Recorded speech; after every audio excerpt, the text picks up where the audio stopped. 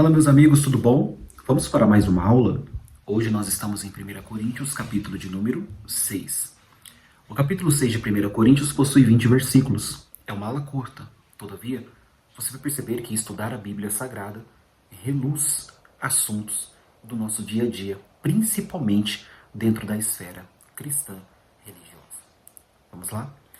Nós temos aqui, na versão que eu estou utilizando, que é a Bíblia de Estudo do Hernandes Dias Lopes, tem a divisão por intermédio das epígrafes, ou título em negrito, como você preferir.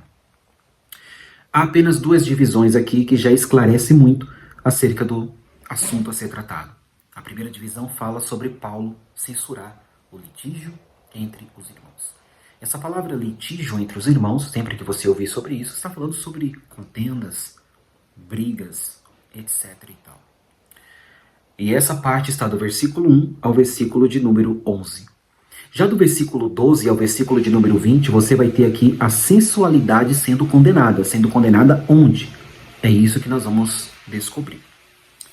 Capítulo 6, pegue a sua Bíblia, versículo 1 em diante, diz assim: Aventura-se alguns de vós, tendo questão contra outro, a submetê-lo a juízo perante os injustos e não perante os santos? Ou não sabeis que os santos hão de julgar o mundo? Ora, se o mundo deverá ser julgado por vós, sois acaso indignos de julgar as coisas mínimas? Não sabeis que havemos de julgar os próprios anjos, quanto mais as coisas desta vida? Entretanto, vós, quando tendes a julgar negócios terrenos, constituís um tribunal daqueles que não têm nenhuma aceitação na igreja. Para vergonha vos digo, não há porventura, nem ao menos um sábio entre vós que possa julgar no meio da irmandade? Mas irá um irmão a juízo contra outro irmão, e isto perante incrédulos? Mas irá um irmão a juízo contra outro irmão, e isto perante incrédulos?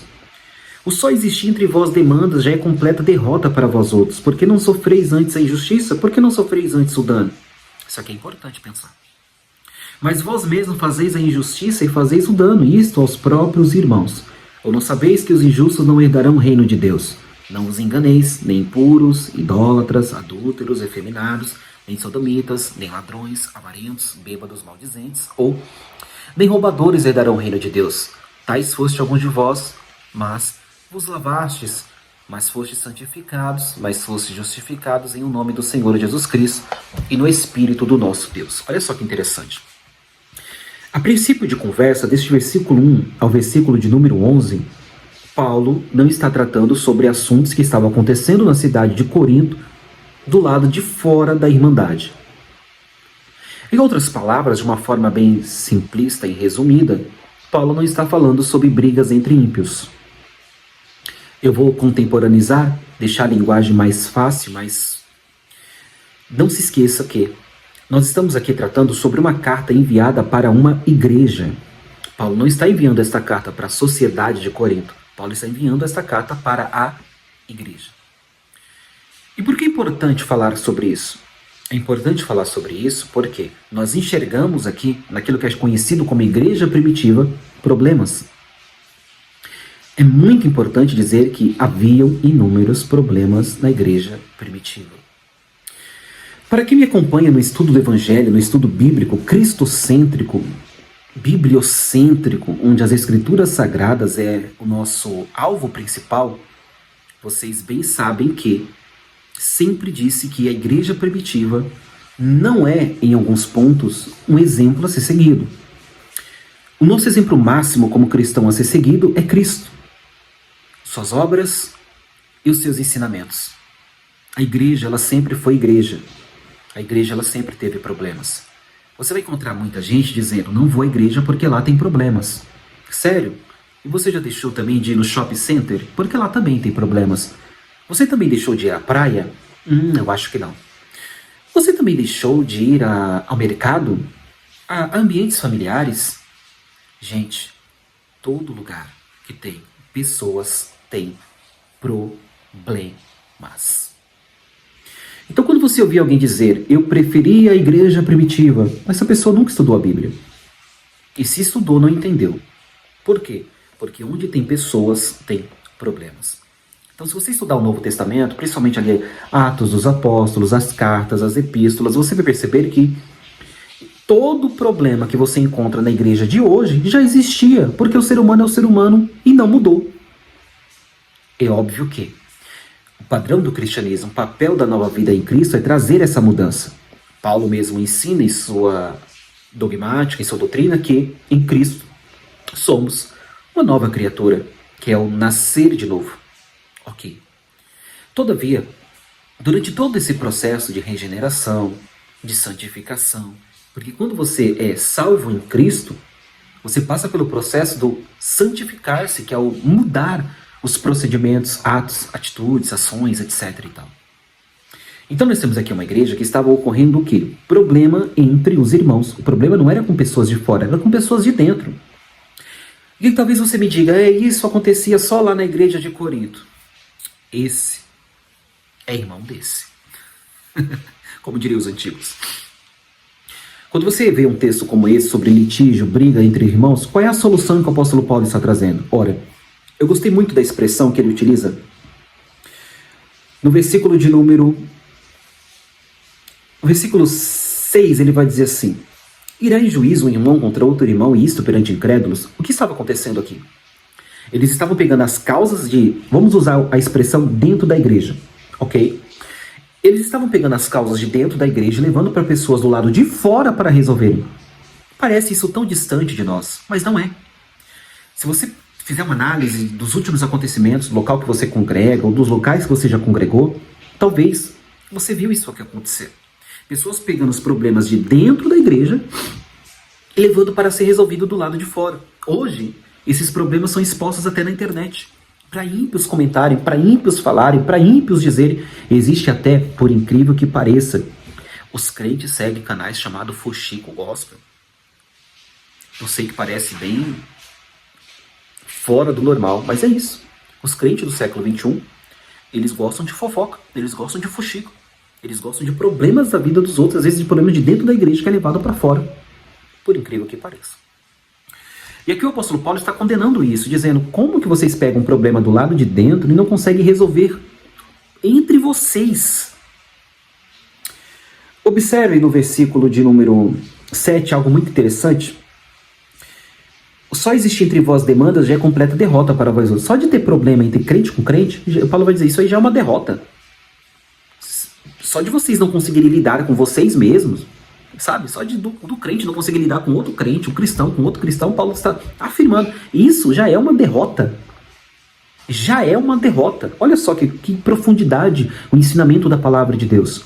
Então essas briguinhas, essas brigas entre crente, entre os irmãos, lá ainda estava pior, porque eles estavam pegando essas brigas de dentro, levando para fora, para a gente de fora resolver. Eles não conseguiam se conciliar entre eles mesmos. Onde está o perdão? Onde está o amor cristão? Onde está o ter tudo em comum? E isso acontecendo dentro da igreja de Corinto. Olha como é importante estudar a Bíblia para perceber que tudo que acontece hoje aconteceu também no passado. E qual é o conselho que Paulo traz por intermédio dessa carta? Vamos continuar a leitura? Mas vós mesmos fazeis a injustiça e fazeis os dano, e isto aos próprios irmãos. Paulo está dizendo assim, vocês não conseguem julgar a causa. São vocês que provocam um problema, vocês são o próprio problema. Vocês estão causando dano para a própria igreja. Eu gosto muito de uma expressão que diz assim: se você encontrar uma igreja perfeita, não entre nela para você não estragá-la. Não existe igreja perfeita. Existe um Cristo perfeito, do qual é a exemplificação do que precisamos buscar ser. Igrejas perfeitas não existem. E se você encontrar uma igreja perfeita, não me leve e não vá para lá, para que a gente não estrague. Voltando ao texto. Não sabeis vós que os injustos não herdarão o reino de Deus?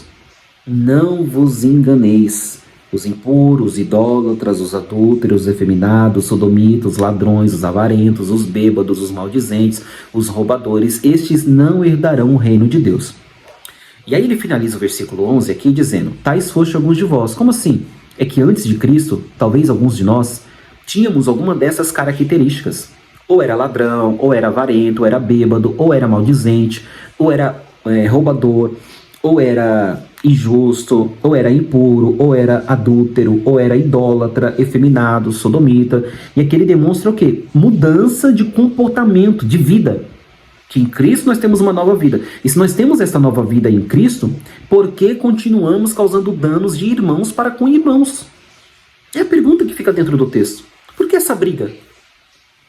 Se em Cristo vocês deixaram todos estes afazeres pecaminosos e estão vivendo uma nova vida, por que continua esta briga entre os irmãos? Eu gostei muito de um versículo aqui, que vai dizer assim, versículo de número 4 a seguir. Entretanto, vós, quando tendes a julgar negócios terrenos, constituís um tribunal daqueles que não têm nenhuma aceitação na igreja. Para a vergonha vos digo, não há porventura nem ao menos um sábio entre vós que possa julgar no meio da irmandade? O que Paulo está dizendo? Não tem ninguém no meio de vocês que podem resolver, colocar os irmãos para sentar, conversar, aconselhar e direcionar? Não tem um sábio no meio de vós? Vocês estão considerando as pessoas que não têm a mente de Cristo? Que nós em Cristo temos a mente de Cristo. Vocês estão considerando as pessoas de fora mais sábias, mais preciosas, mais inteligentes, mais importantes para resolver conflitos do que os de dentro. Olha o que a igreja de Corinto estava fazendo. Aí eu te pergunto, a igreja de hoje, será que ela faz a mesma coisa? Pega o problema de dentro e leva para fora? Olha como a Bíblia é preciosa. Então nós finalizamos no versículo 11, esse primeiro período do capítulo 6, do versículo 1 ao capítulo 11, ele falando sobre esses litígios que havia entre os irmãos em Corinto. E ali ele demonstra a nova vida que nós temos em Cristo, tudo que nós já abandonamos, tudo que nós já deixamos e como que esses atritos ainda estavam acontecendo. Como? E aí a gente parte com o versículo 12, dentro deste nosso resumo do capítulo 6, que ele vai começar a falar sobre outra coisa que estava acontecendo dentro da igreja, não é fora, lembra disso, é dentro da igreja. A sensualidade é condenada. Observe. Todas as coisas me são lícitas, mas nem todas me convêm. Todas as coisas me são lícitas, mas eu não me deixarei dominar por nenhuma delas. Aí eu te pergunto, o que te domina? Porque aquilo que te domina, automaticamente será aquilo que você há de cultuar. O que te domina? Lembra da frase de Jesus? Onde estiver o teu tesouro, aí estará o teu coração. A pergunta fica, o que te domina hoje? Versículo 13. Os alimentos são para o estômago, ordem natural. E o estômago para os alimentos, mas Deus destruirá tanto este como aquele. Porém, o corpo não é para a impureza, mas para o Senhor, e o Senhor para o corpo. Olha só que coisa linda que Paulo faz aqui. Os alimentos são para o estômago para os alimentos, processo natural, mas Deus destruirá tanto este como aquele. Porém, o corpo não é para a impureza, mas para o Senhor, e o Senhor para o corpo. Esse é o verdadeiro culto. Quando você glorifica a Deus até mesmo por intermédio do seu corpo. Tem gente que pensa que glorificar a Deus é dar um maior grito de glória a Deus dentro do ambiente cultual. Não, meu maior grito de aleluia é o meu, o maior pulo é o meu. Querido, a sua adoração é a sua adoração. Se você acredita que com isso você está enaltecendo a Deus, glória a Deus por isso. Mas o verdadeiro culto não é o que falamos, é o que vivemos. Eu vou repetir, se você puder escrever aí no comentário, o verdadeiro culto não é o que falamos, o verdadeiro culto é o que vivemos. Eu gosto muito de uma frase que diz que só temos vida no culto quando temos culto na vida. Vou repetir. Só temos vida no culto quando temos culto na vida. Então vamos lá. Os alimentos, já passou, versículo 14. Deus ressuscitou o Senhor e também nos ressuscitará nós pelo seu poder. Não sabeis que os vossos corpos são membros de Cristo? E eu, porventura, tomaria os membros de Cristo e os faria membros de uma meretriz? Absolutamente não. Ou não sabeis que um homem que se une a uma prostituta forma, olha só, o sexo que é tão banalizado no Brasil, não só no Brasil, em outros países também. Olha o que o apóstolo Paulo vai falar sobre a ação sexual, o ato sexual. Há uma unidade entre a relação sexual, o ato sexual. E olha o que o apóstolo Paulo vai dizer para uma igreja. Isso aqui não está acontecendo com os ímpios, acontecia também, mas o problema do escrito de Paulo aqui não é para os ímpios da cidade de Corinto, não, é para a igreja. Prostituição dentro da igreja. Pessoas se prostituindo e indo para os cultos. Irmão, esse texto aqui é terrível. Este texto é terrível. Irmãos se prostituindo e indo para o culto como se nada tivesse acontecido, se deitando com prostitutas e indo... Vamos contemporaneizar, né? Trazer para os nossos dias para ficar mais claro na nossa mente. Tomando ceia e se prostituindo, pregando e se prostituindo, cantando e se prostituindo, liderando e se prostituindo, cultuando, indo para o culto de domingo, de quarta, de sexta, de segunda, sei lá, e se prostituindo, deitando com prostituta e achando aquilo ali tudo muito normal. Porque Paulo está escrevendo para a igreja. Era a igreja que estava fazendo isso, não eram os ímpios, era a igreja. Mas isso só acontecia na igreja de Corinto. Há mais de 2000 anos atrás, né? Olha, não é fácil, mas vamos lá. Não sabeis que os vossos corpos são membros de Cristo? Ou não sabeis que o homem que se une à prostituta forma um só corpo com ela? Porque, como se diz, serão os dois uma só carne. Olha essa unidade feita por intermédio do ato sexual, como a Bíblia está demonstrando.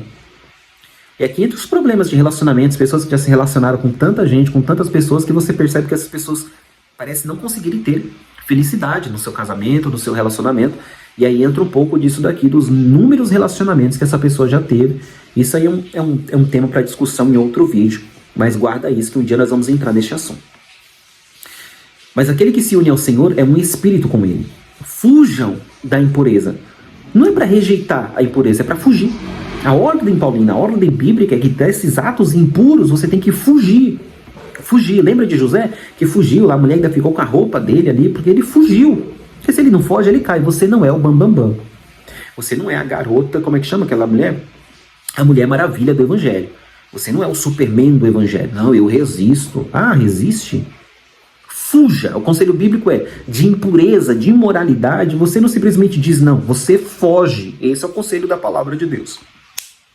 Qualquer outro pecado que uma pessoa cometer é fora do corpo, mas aquele que pratica a imoralidade peca contra o próprio corpo, e o seu corpo é templo e morada do Espírito Santo de Deus. Ficou claro isso daqui? Então, continuando. Acaso não sabeis que o vosso corpo... Aí, ó, versículo 19. Acaso não sabeis que o vosso corpo é santuário do Espírito Santo, que está em vós, o qual tendes parte de Deus, e que não sois de vós mesmos? Porque fostes comprados por preço. Agora, pois, glorificai a Deus em vosso corpo. Em outras palavras, Paulo estava dizendo, não se venda. Não permita que o corpo, templo do Espírito Santo, seja usado para imundícies. Queridos, reflita nestes dois tópicos deste capítulo de número 6. A briga entre os irmãos e a sensualidade que está sendo condenada. A briga entre os irmãos, do versículo 1 ao versículo 11, e a sensualidade do versículo 12 ao versículo 20. Leia um comentário bíblico, se aprofunde um pouco mais e escreva tudo aquilo que você entender e, através da luz das Escrituras, enxergue o que está acontecendo ao nosso redor. Porque a palavra de Deus é mais atual do que o jornal de amanhã.